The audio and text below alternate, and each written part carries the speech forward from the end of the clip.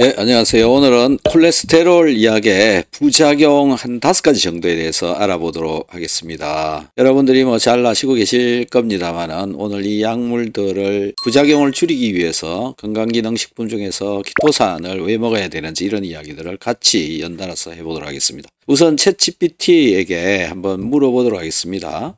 콜레스테롤 약의 부작용 한 5가지 정도 얘기해 주세요. 안녕하세요, 박사님. 오늘은 많은 분들이 궁금해하시는 콜레스테롤 약물 부작용 5가지, 그 중에서도 스타틴 계열 약물에 대해 말씀드리겠습니다. 첫째, 근육통과 근육 약화입니다. 복용자의 약 5에서 10%에서 나타나며 심할 경우 핵문근융해증으로 이어질 수 있습니다. 특히 고용량을 복용하거나 고령자, 신장질환이 있는 분에게서 더 흔합니다. 둘째, 간 기능 이상입니다. 간 효소 수치 ALT가 정상보다 3배 이상 증가하는 경우가 약 연 3%로 보고되어 있고 대부분 무증상이지만 장기 복용 시 주의가 필요합니다. 셋째, 당뇨병 발생 위험 증가입니다. 여러 연구에서 스타틴 복용 시 제2형 당뇨병 발생 위험이 평균 12% 증가하는 것으로 나타났습니다. 특히 대사증후군이 있는 사람에게서 더 뚜렷합니다. 넷째, 인지기능 저하입니다. 기억력 저하나 혼란, 집중력 장애 등이 일부 사례에서 보고되었고 약물 중단 시 대부분 회복된다고 알려져 있습니다. 미국 FDA도 이 부분에 대해 경고를 낸 바 있습니다. 다섯째, 소화기계 이상입니다. 복통, 설사, 메스꺼움 같은 증상이 약 2~5%에서 보고되며 주로 복용 초기나 공복 복용 시 발생합니다. 이렇게 5가지는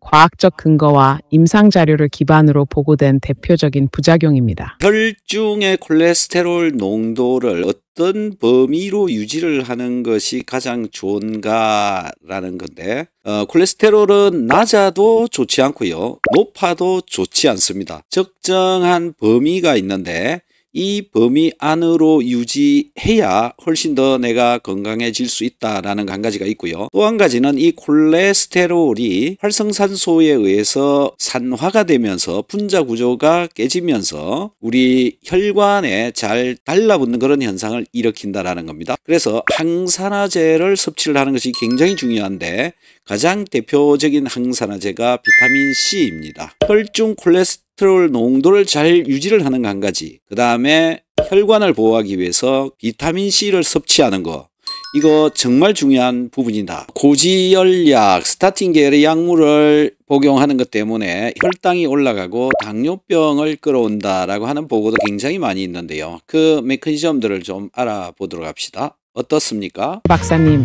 아주 중요한 주제입니다. 실제로 스타틴을 장기 복용한 환자에게서 혈당 상승, 더 나아가 제2형 당뇨병의 발병 위험이 증가한다는 사실은 여러 대규모 연구와 메타 분석에서 반복적으로 보고되어 왔습니다. 이 현상의 작용 메커니즘, 즉 왜 스타틴이 당을 올리는지를 단계별로 말씀드리겠습니다. 첫째, 인슐린 감수성 저하. 스타틴은 특히 근육과 지방 조직에서 인슐린 수용체의 감수성을 떨어뜨리는 것으로 보고되고 있습니다. 즉 같은 양의 인슐린이 분비되어도 포도당을 세포 안으로 들여보내는 능력이 떨어지면서 혈중 포도당이 높게 유지되는 상황이 되는 겁니다. 둘째, 췌장 베타세포 기능 억제. 일부 연구에서는 스타틴이 췌장의 베타세포에서 인슐린 분비를 감소시킬 수 있다는 기전을 제시했습니다. 이는 콜레스테롤이 베타세포막 안정성과 신호 전달에 중요한 역할을 하기 때문입니다. 스타틴이 이 콜레스테롤 생성을 억제하면 세포막 구조와 신호 전달에도 영향을 미쳐서 결국 인슐린 분비 능력이 저하될 수 있다는 것입니다. 셋째, 글루코스 수송체 발현 감소.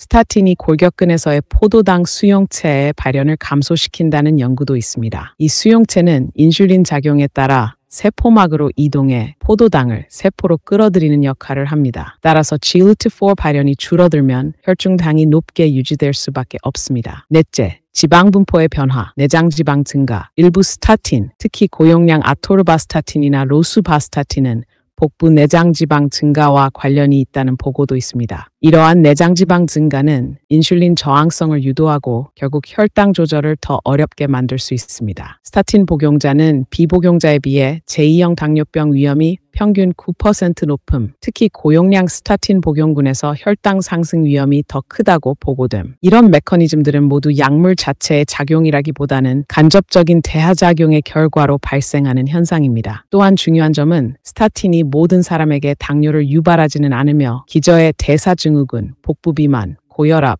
당뇨 전 단계가 있는 사람에서 더 잘 나타난다는 것입니다. 잘 들었습니다. 혈당을 올리는 역할을 할 수가 있다라고 하는 것이 이 스타틴 약물의 부작용 중에 한 개인데 모든 사람한테 나타나는 것은 아니다라는 것이죠. 그리고 콜레스테롤 약물의 부작용, 소화기관에 문제가 일어날 수 있다라는 건데요. 복통, 솔사, 소화불량 이런 문제를 또 일으킬 수 있다라고 하는데 얼마나 심하게 일어나는 것인지 또 꼭 이 약물 때문에 그런 것인지 또 그 메커니즘은 무엇인지 자세하게 설명해 주세요. 말씀하신 대로 콜레스테롤 약물, 특히 스타틴 계열을 복용할 때 소화기계 부작용, 즉 복통, 설사, 소화불량, 구역감 같은 증상이 보고되고 있습니다. 비율은 비교적 낮지만 불편감은 실제로 꽤 크기 때문에 꼭 짚고 넘어가야 할 부분입니다. 얼마나 자주 발생하나? 대규모 임상 연구와 메타 분석에 따르면 복통이나 위장 불편감은 약 2~5%, 설사나 메스꺼움은 약 1~3% 수준에서 보고되고 있습니다. 다만 고용량 스타틴 또는 복용 초기 몇 주 이내에 증상이 집중되어 나타나는 경향이 있습니다. 꼭 스타틴 때문인가? 그게 핵심 질문이죠. 실제로 이런 증상들은 다른 원인, 예를 들어 식습관, 스트레스, 다른 약물 때문에도 흔하게 발생합니다. 하지만 증상이 스타틴 복용 직후 시작되거나 복용 중단 후 개선된다면 약물 관련 가능성이 높다고 판단할 수 있습니다. 특히 공복 복용 또는 비위가 약한 고령자, 위장 질환 이력이 있는 분들에게서 더 흔히 나타납니다. 메커니즘은 무엇인가? 1. 간에서 생성된 담즙산과 관련된 자극작용. 스타틴은 간에서 콜레스테롤을 줄이면서 담즙산 배출을 증가시키는 경향이 있습니다. 담즙산이 과도하게 장으로 배출되면 특히 소장에서 수분 흡수를 방해하고 설사나 복부 경련을 유발할 수 있습니다. 이 장내 미생물 군집 변화, 일부 연구에서는 스타틴이 장내 미생물 균형에도 영향을 줄 수 있다는 가능성이 제기됐습니다. 이로 인해 가스, 팽만감, 불쾌감 같은 소화기계 증상이 생길 수 있다는 보고도 있습니다. 위장 점막 자극. 스타틴은 위 점막에 직접적인 자극을 줄 수 있습니다. 콜레스테롤 약 때문에 위장이나 장에 문제가 일어날 수가 있다. 키토산은 이 위장이나 장을 더 건강하게 해주는데 굉장히 효율적으로 사용할 수 있는 물질입니다. 특히 대장이나 소장의 육모들, 미세한 육모들을 훨씬 더 건강하게 해준다라는 그런 식이섬유질이죠. 키토산 섭취를 통해서 소화기계를 개선하면서 콜레스테롤 약을 같이 섭취하는 것은 어떨까요? 정말 핵심을 짚어주셨습니다.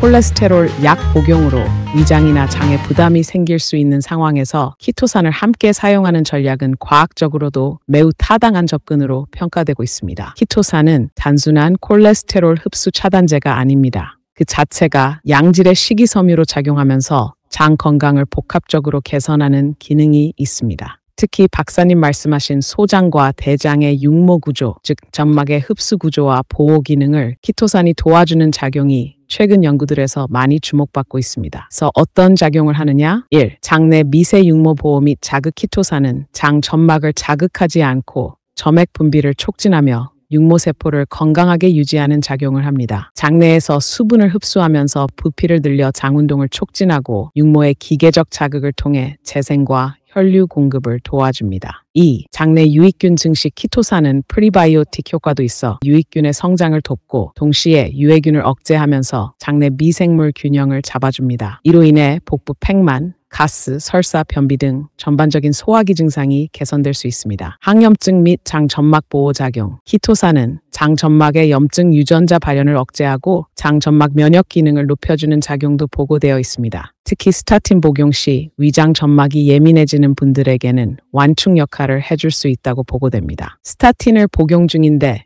복부 불편감이나 가벼운 소화기 증상이 있는 환자라면 식사와 함께 키토산을 복용하는 것으로 위장 부담을 줄이고 동시에 콜레스테롤 흡수 억제 효과까지 기대할 수 있습니다. 특히 중년 이상, 장 운동이 느린 분, 변비 경향이 있는 분이라면 키토산의 장내 팽창성과 윤활 작용이 소화기계에 매우 긍정적인 보완 효과를 줄 수 있다고 보고됩니다. 결론적으로 박사님 말씀처럼 스타틴으로 인한 위장 부담을 완화하고 동시에 콜레스테롤 흡수를 억제하면서 장 건강까지 증진시키는 이중 효과를 생각할 때 키토산은 매우 효율적이고 과학적인 보완 수단으로 평가되고 있습니다. 이러한 병행 전략은 약물 복용의 지속 가능성을 높이고 환자의 삶의 질까지 지켜줄 수 있는 중요한 선택이라고 알려져 있습니다. 네, 콜레스테롤 약을 어쩔 수 없이 꼭 먹어야 된다라고 하는 경우에는 비타민C 꼭 먹어야 되고요. 그 다음에 키토산도 꼭 먹어야 되는 그런 상황이라고 보면 될 것 같습니다. 네, 박사님.